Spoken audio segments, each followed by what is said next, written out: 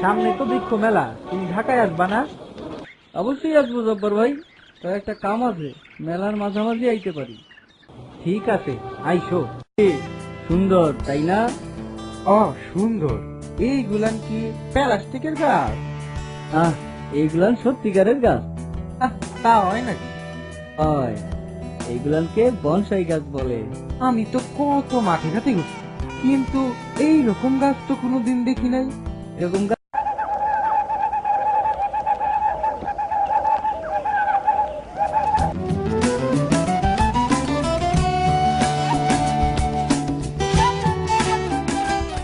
আপনাদের চাহিদা তো ছোট ছোট কেন?